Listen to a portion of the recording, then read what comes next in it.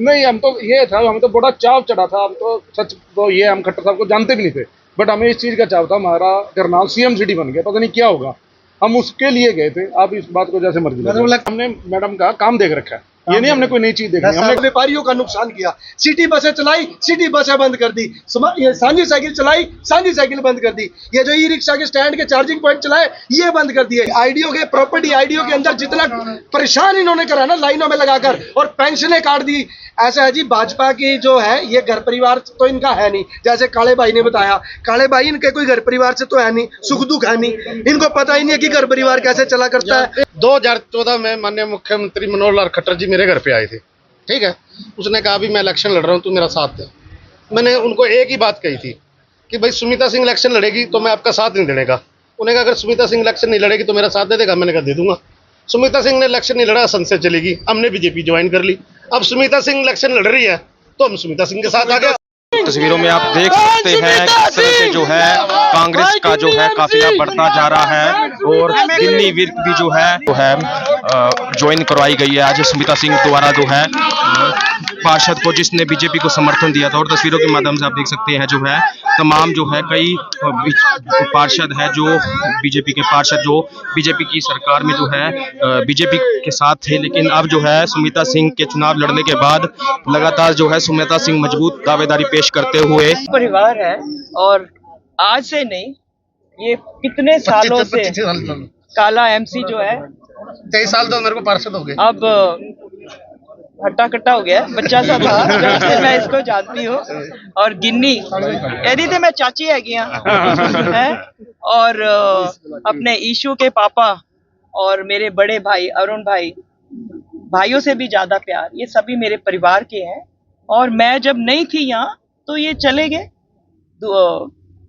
दूसरी पार्टी में, और अब जब मैं आई हूँ और तो ये सब वापस आ गए हैं। और ये तो मेरे परिवार है, ये मेरा परिवार, अगर ये मेरा साथ नहीं देगा तो परिवार लगता है तो तभी सब लगते हैं। हमने 2014 में कह दिया था खट्टर साहब को भी सुमिता सिंह इलेक्शन लड़ेगी तो हम साथ, हार जीत तो मुकद्दर किया, मगर सुमिता सिंह के साथ रहेंगे जब तक है।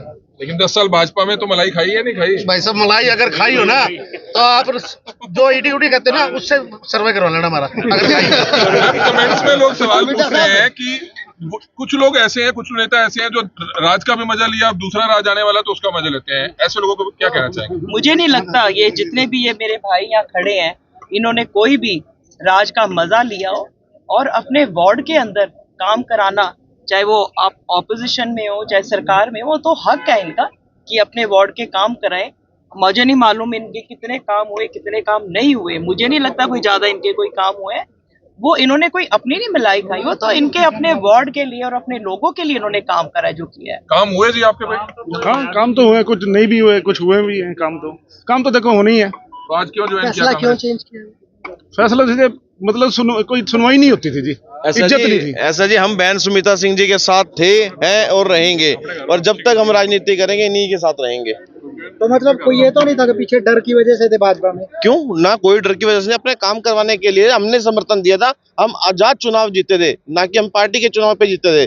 पार्टी के निशान हम आजाद जीते थे, और आजाद जीतने के बाद हमने तो घर वापसी होगी अब? हाँ जी, घर वापसी, हमारी घर तो वापसी थी। हम तो सिर्फ बहन जी अगर ये वहाँ असंध गए थे तो असंध में नहीं था, तो अब करनाल आया तो करनाल से हम इनके साथ ही रहे। भाजपा नेताओं के फोन आए हैं किसी सीएम का या किसी ना, मेरे पास किसी का फोन नहीं है। फोन तो आ रहे हैं, शायद हमारे सामने उठा नहीं रहे आप। नहीं फोन आ ही नहीं रहा जी, मैं तो यहाँ खड़ा हूँ। आपने देख रहा मैं फोन बज रहे थे आपके? ना जी, ना, अभी कोई फोन नहीं है। उठाएंगे नहीं फोन उनके? अब क्यों नहीं उठाएंगे? फोन क्यों नहीं उठाएंगे? अच्छा, फोन आया भी नहीं उनका? ना, फोन तो नहीं आया कोई। बनाने की कोशिश नहीं की उन्होंने? तो फोन अभी आ जाएंगे, पता नहीं लगा। भाईचारा तो देखो दूर नहीं होता, भाईचारा कभी दूर नहीं होएगा। इलेक्शन राजनीति एक अलग मुद्दा है, भाईचारा एक अलग मुद्दा है। हम राजनीति में बहन जी के साथ हैं, लेकिन चुनाव भाईचारे से होगा, शांतिप्रिय ढंग से बिल्कुल आराम से चुनाव कराएंगे। सवेरे 10 बजे शाम को जिस दिन इलेक्शन होएगा ना 10 बजे ही पता लग जाएगा, ओके रिपोर्ट कर देंगे। हरियाणा में मैम क्या रिपोर्ट है? मैम आज अनिल जी जो है पूर्व गृह मंत्री, उन्होंने दावा ठोका है कि उनको सीएम बनाया जाए, सीनियोरिटी के हिसाब से 6 बार वो विधायक हैं। इसको आप क्या कहना चाहेंगे? मुझे दुख लगता है, हमारे बड़े भाई अनिल विज जी वो भी मेरे साथ विधायक थे जब मैं 2 बार विधायक थी, और वो बेचारे ऐसे ही बोलते रह जाएंगे, उनको कभी कोई बनाने नहीं वाला। लगता है होना चाहिए, सीनियोरिटी पर ध्यान देना चाहिए। उनकी पार्टी है, वो जाने, उनकी पार्टी है, वो जाने, हम उनकी पार्टी में बताने और करने वाले कौन हैं? सीनियोरिटी होती तो पहले ना, सीनियोरिटी होती तो अगर पहले ना बना देते उनको। सरकार ही कांग्रेस की आनी है, फिर तो सरकार कांग्रेस की आएगी तो अनिल विज अगर भी कांग्रेस में आ जाए तो सोचा जा सकता है। क्या देख रखा है 10 साल का पुराना, उसी को देखते हुए अब मैडम लोग समर्थन कर दिया। नहीं, ऐसा क्या हुआ? आपके घर तो खट्टर साहब भी आए, नायब सैनी भी आए, आपने काम भी करवाए, लेकिन अब कांग्रेस में क्यों ऐसे? आप शहर देखिए ना, अगर वो पूरा ग्राउंड पे काम करता आज इस शहर की हालात कुछ और होती। मैं तो ये कहना चाहता हूँ, जो पहला टर्म था खट्टर साहब का 5 साल में, उस टाइम तो सारी चीजें उखड़ी होनी चाहिए थी भाई, इतना काम हो रहा है और अगले 5 साल में सब कुछ स्मूथ हो जाना क्या चाहिए। करप्शन भी हुआ नगर निगम में रहते हुए? आपने कभी देखा कि अधिकारी नहीं सुनते, करप्शन कर रहे हैं? अगर शहर में जितना पैसा आया, लाखों करोड़ों रुपए आया स्मार्ट सिटी के नाम पे, वो सारा लग गया होता तो शायद पेरिस बन गया होता करना। बिल्कुल आपकी बात ठीक है, मैं इस बात पे तो नहीं कहता कि करप्शन हुआ, मेरे सामने कभी नहीं आया, बट अधिकारी लापरवाह थे, वो गलत नक्शे बनाने, गलत गाइड करना, पैसा लैप्स ही हो जाता था। गिन्नी भाई सब कह रहे हैं कि जो हमें कैंडिडेट मिला उससे नाराज हैं, आप नाराज हैं? जगमोहन जी से? हाँ। नहीं, जगमोहन जी मेरे बड़े तो भाई आपने क्यों छोड़ी? मैं आपको बता रहा हूं, मैं तो करनाल के विकास के लिए छोड़ दिया। जगमोहन जी मेरे बड़े भाई। मतलब आप कांग्रेस में करवाएंगे? हाँ जी, जो का हमने मैडम का काम देख रखा है, ये नहीं हमने कोई नई चीज देखी, हमने मतलब आप पुराने अपने घर पे आ चुके हैं, पहले कांग्रेस ही थे आप? जी हाँ बिल्कुल। फिर भाजपा का राज आया, भाजपा में चले गए? नहीं, हम तो ये था, हमें तो बड़ा चाव चढ़ा था, हम तो सच तो ये हम खट्टर साहब को जानते भी नहीं थे, बट हमें इस चीज का चाव था, हमारा करनाल सीएम सिटी बन गया, पता नहीं क्या होगा, हम उसके लिए गए थे। आप इस बात को जैसे मर्जी मतलब लगता है 10 साल में सीएम सिटी में कुछ नहीं मिला? आप तो हमारे से ज्यादा घूमते हो, देखते हो, आप नहीं, बता आप दो। पहले कहते थे ना मिला है बहुत कुछ, अब नहीं लग रहा है? नहीं, मैं ये कभी भी नहीं कहा। आपको भी बता दो, कोई फैक्ट्री कोई ऐसी चीज आई हो यहाँ पे, बता दो तो आप। दोबारा से एमसी का चुनाव लड़ने का मन है या मेयर चुनाव में से जाओगे? नहीं, मैं तो एमसी का लड़ूंगा, मेयर का कैंडिडेट नहीं। तो रामचंद्र काला एमसी सारे पार्षदों को भाजपा छुड़वा रहे हो, ऐसा क्या चक्कर है? मैं जुड़वा रहा हूँ, आपके पीछे जा रहे हैं सारे।